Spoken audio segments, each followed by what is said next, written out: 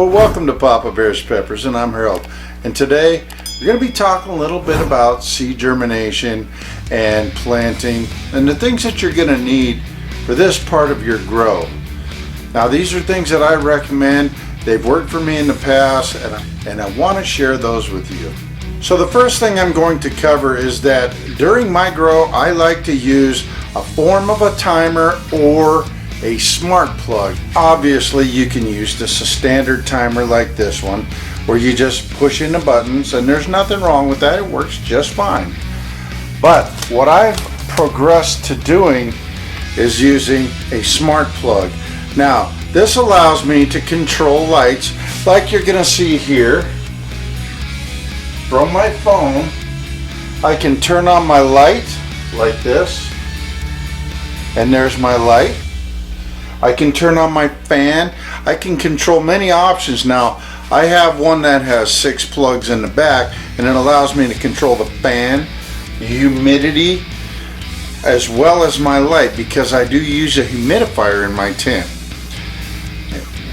So it's better to do this because you really don't want to get up in the middle of the night and turn on your lights and turn them off, and you know, if you forget. So this helps you a lot in controlling everything. You can also program in schedules into smart plugs, so it really makes them convenient. No matter what you want to do, you can even get a status check on them, and that's important. If you lose power, it's going to let you know what's going on. So the next thing I want to talk about is your seedling tray. Now, I prefer to use the Bootstrap Farmer seedling tray. Why? Because these are strong. They're very strong. And let me show you a little clip here, and you'll see what I mean. To give you an idea of the strength of these, I want to show you some here. Now you can see this one's torn, but you can see how flimsy it is. This is a 10-pound weight, just so you see.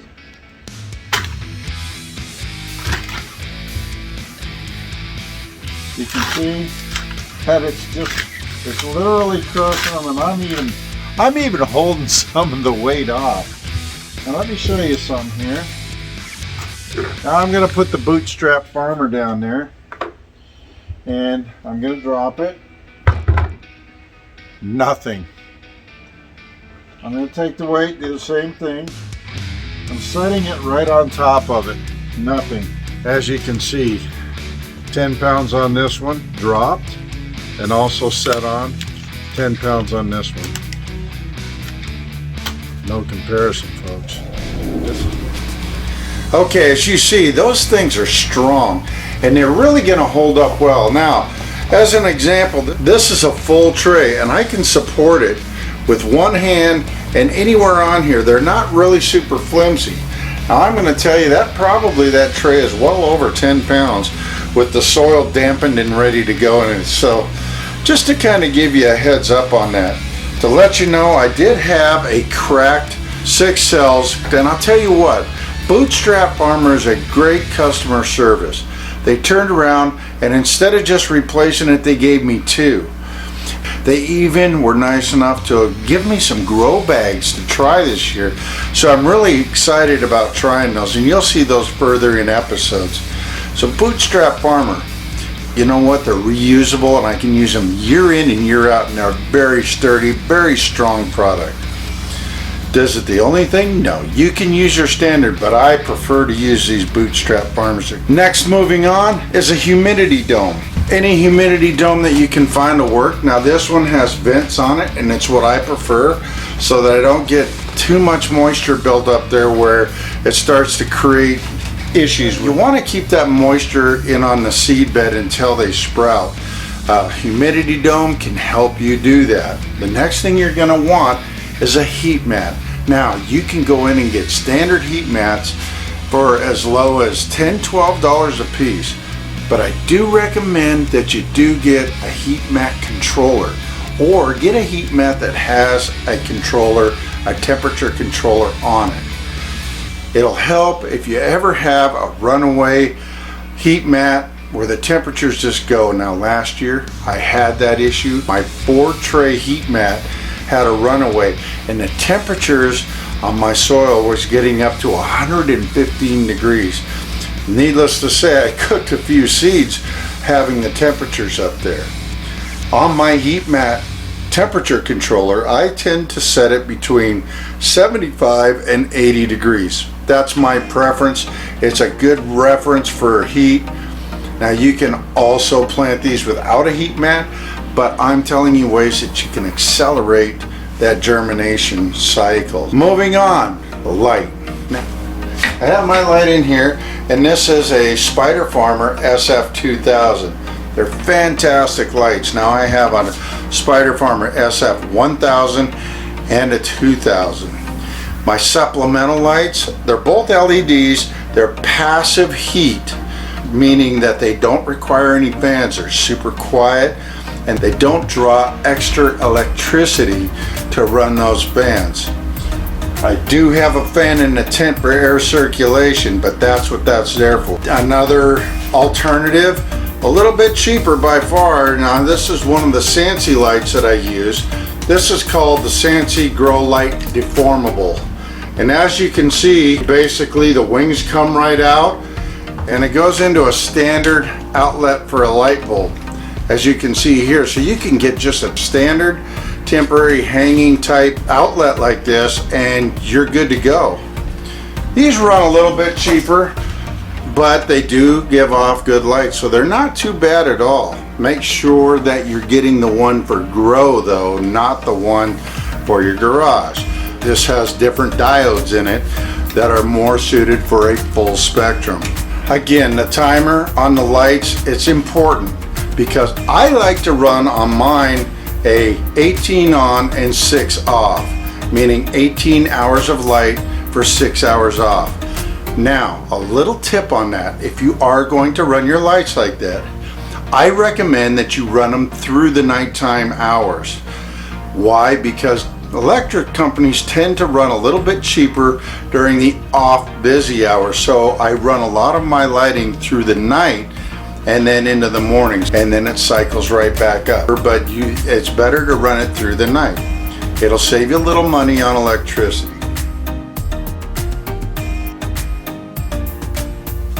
You're going to want a water bottle for misting your seedlings, and I do recommend that you, when you are spraying them, try and spray them without the light being directly on them.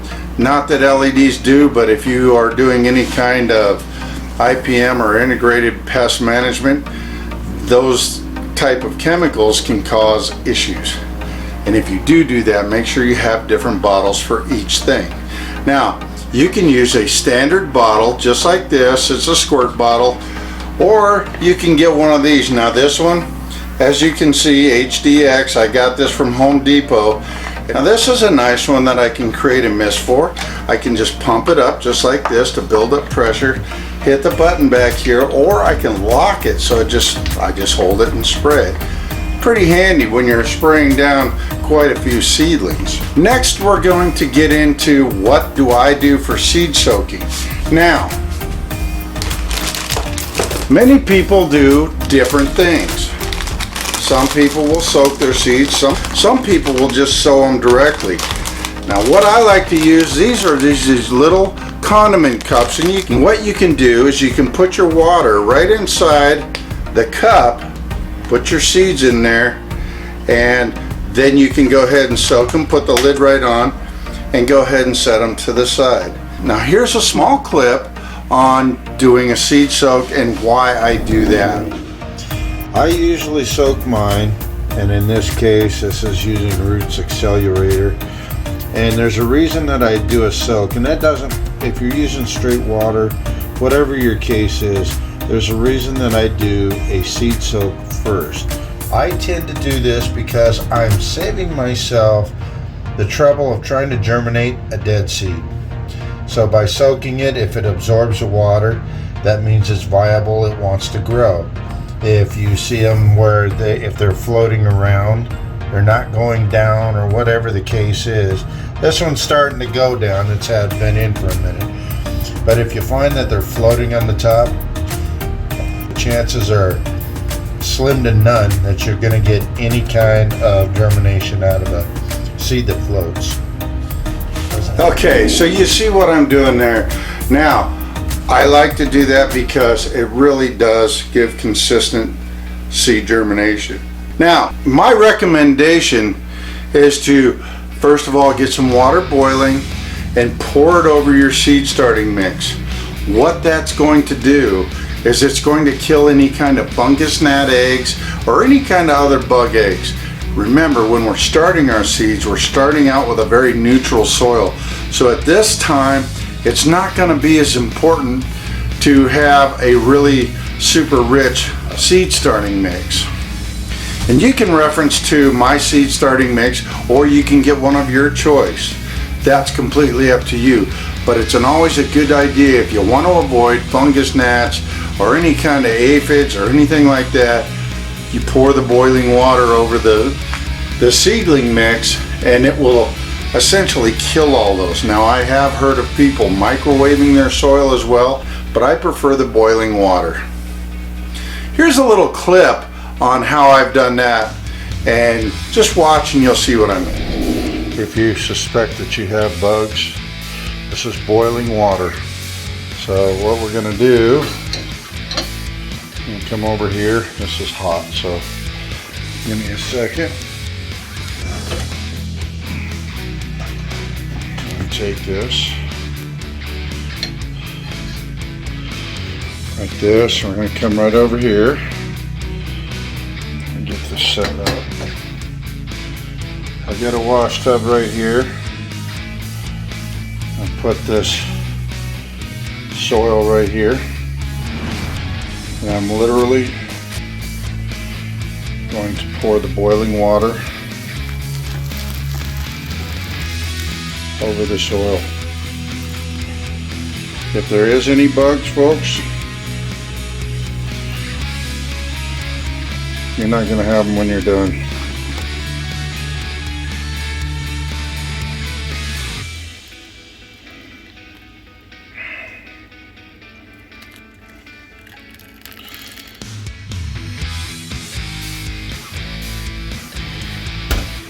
Steaming right now. But what it'll do in turn is, if there are any aphids or anything, and yes, I know it does some harm to the living soil, but what it's going to do is make sure that I don't have any bugs in there affecting my plants. I've already had one aphid outbreak in the tent, which is one reason there's not a lot. I'm saving my new seedlings. If you want to make sure on your indoor grow that you're not going to have aphid problems, pour some boiling water over it. That'll take care of it. Okay, so as you can see, that really is going to just take a little bit of time, but it's an ounce of prevention is worth just everything. I'm telling you folks, that you don't want to mix. I've already had an issue with it this year because I myself didn't follow my rule of going ahead and pouring boiling water over the soil, and I had a bit of a fungus gnat issue, and then I had some aphids. Now, when I'm planting, what I like to do is I like to take this, and I don't go more than 1/4 of an inch to 3/8. And what I'll do is I'll just take my little poker blade here, and I'll make 2 holes inside of here. You can go up to 4 and put your seeds in, and they only have to be, like I said, 1/4 of an inch, 3/8 of the most. And when you get them in, just tamp this over and put a little extra moisture right over that. Now, you don't want your seed starting mix wet, you want it damp or moist, okay? Now, putting water over the top is going to ensure that you have contact with the water and the soil and the seed, and it'll increase your chances of good germination. Now, I could go into the planting of the seeds, but there's a lot of videos out there, and what I'm trying to do is give you a good overview of what it takes to do successful germination. I will tell you that you have to have patience. Now, seed germinating on super hot peppers can go anywhere from 3 or 4 days if you're really you got really great seeds and they just pop. It can go up to 2 months. So don't give up. Keep that soil moist on where you have those seeds. Keep working on the germination. If you get a bunch that are popping, lift that humidity dome up. If you can separate them out of there and have them on their own, by all means do that. But I would recommend keeping them on the heat mat, keeping your fan running, and that'll help prevent them from getting leggy, because the fan will blow over them and it'll strengthen them up. But that heat mat is going to help accelerate root growth, because your warm soil is actually going to help them grow stronger and faster. Last but not least, I do have a humidifier inside my tent. One thing you want to do is you want to maintain roughly 60 to 70% humidity, especially when your babies start to go ahead and germinate and you're starting to see your seedlings. That'll keep them from drying out. It'll aid a little bit in keeping your soil from drying out as fast. So I highly recommend it. The particular name of the one that I have in here is Air Innovations. I can set the level of humidity. I can set it automatic, determine what the humidity is. It tells me what the reading is. Now, the last thing that I do want to cover, how do I know what the temperature is and what the humidity is inside my tent? I can go off of what I see in the tent and what I'm reading on the dome and everything else. But I prefer to go with a little device just like this. Now I got this on Amazon as a pair. This is the app as it is, and hopefully you can see that. This controls 2 of these humidity and temperature readers. Now this is a Wi-Fi, and they're really not that expensive. They're only like $15 for a pair. And by doing that, I can monitor what the temperature and humidity is inside my tent and also in my greenhouse, so I can tell if there's some kind of a problem. The other great thing is you can set alarms on this, so if the temperatures get down to a certain point, it'll alarm you that that's happening and you can take actions. The same thing in here, I have high level alarms and low level alarms, and that's going to help me a lot on making sure that I don't have any issues. Now last year I did have one of those issues. I didn't realize the power had shut off out in my grow shed, and what ended up happening is the temperatures were out all night. The temperatures got into the 20s, and it literally killed off most of my crop last year. Now I did get some to recover, and I had to plant late, and I was able to successfully have a good grow season, but it really put me behind. So just a little bit of prevention. Again, get something like this, a little Wi-Fi. This one is made by Govee, and I'll put a link down in the description for these items just so you have them. Well, hopefully we all have a great 2021, and it's a great season. I just wanted to impart a few of the things that I like to do when I'm doing my seed germination and going. And the last thing I'll tell you about is your water. Make sure that you're using a water that is non-chlorinated or chloramine. Now, if city water is what you have to use for water, I highly recommend getting one of these Boogie Blues, the standard or this plus. And what this is going to do is eliminate all the chlorine and chloramine from the water and give you a nice clean water. Lastly, pH. Make sure that the pH isn't too high or too low, because that can also have adverse effect on your seedlings. In my next episode, I'm going to be going into some really cool water experiments that I've been doing over the last year. I finally got some results that I want to show everybody out there on how to actually have better water if you grow organic, no-till, or a nectar of the gods guy like I am. Well, this is Harold with Papa Bear's Peppers. I hope you have a great day and keep growing.